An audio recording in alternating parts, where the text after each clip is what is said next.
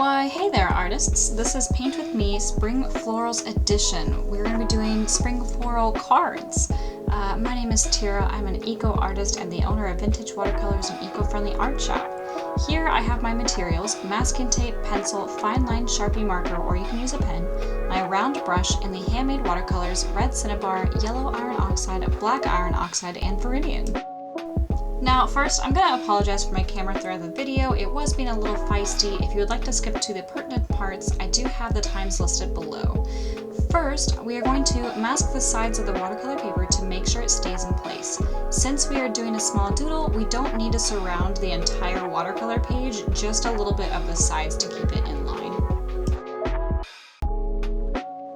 Now, I kind of just eyed out how I'm going to fold the paper, but you can mark it with a line if you would like to get a true center. I then sketched tulips, and I noticed a pattern of seeing elongated hearts in the tulip flower itself, along with sharp leaves that surround them. I do plan on putting them in a clear jar, so I recommend just briefly adding lines to know where they'll want to be. I only want the tulips to be the main focus though, so I don't want to add a ton of details to the jar. Once you have your tulips sketched out, you're going to erase the pencil markings until it is very light and you can barely see the drawing guide. I then brush away the eraser shavings with another brush, being careful not to touch the paper with my hands because the oil can prevent the watercolors from sticking to the paper and drying properly. Once that is all cleared off, you can start painting. I began with a light green layer for all of the leaves and the stems. I plan on going over this several more times, but I wanted to have at least a nice foundation of color. I then swiftly add yellow iron oxide to the petals. Here you'll see I used my thumb to pick up paint that went over my leaf. I would have been fine leaving the color difference, so it was a mistake that I made. I then grabbed the red cinnabar and touched a color of red to the other tulips. I washed my brush and snagged more Viridian to add to the sharper leaves in focus, eventually leading it down to the glass in order to get a thin tip of the leaf. I lightly touched the brush to the paper and then add pressure as I moved the brush, making the base of the leaves much wider than the tips of it.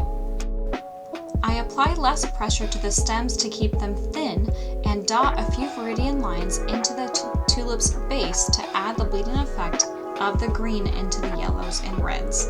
I keep doing this until I like the consistency of the leaves, being careful not to make the green too dark as it can get a little muddy. I am going to speed this next process up just a little more. I spend extra time adding additional layers to the leaves and stems, finding pathways and directions and guiding it all to fit together nicely, while not adding too much opaque or strong strokes. When I get into the glass of the leaves, I add water to the painting without color to blend the stems and leaves together, as they aren't the main focus of the painting right at the bottom. Then I add another layer of paint to the tulips, being careful to not let the green blend into the tulip. Right about here, when I was adding some more yellow to this specific tulip, I was like, I don't think this is quite full enough, so I added some petals to the side of it, and then I continued to add more to the leaves as well.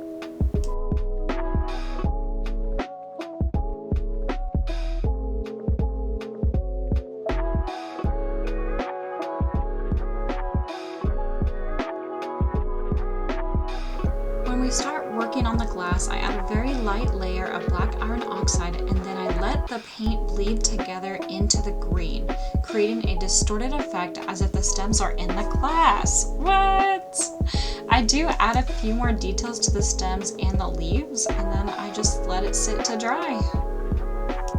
When all of that is dry, I grab my fine line marker, or you can use a pen, and I begin adding details to the painting. I start with the glass jar, trying to add careful details to the edges and the line work within. I definitely could have done a little better with the line work, but oh well. Art is about learning. I start outlining the tulips and the flowers, and I begin thinking to myself, oh no, this is gonna look awful. What did I get myself into? The line work absolutely terrified me, and I didn't start liking it until about halfway through when I was working on the leaves and the stems. As you can see here, I'm taking careful note to mark the individual stem and leaves until I get into the jar, and then I let the lines float without an end.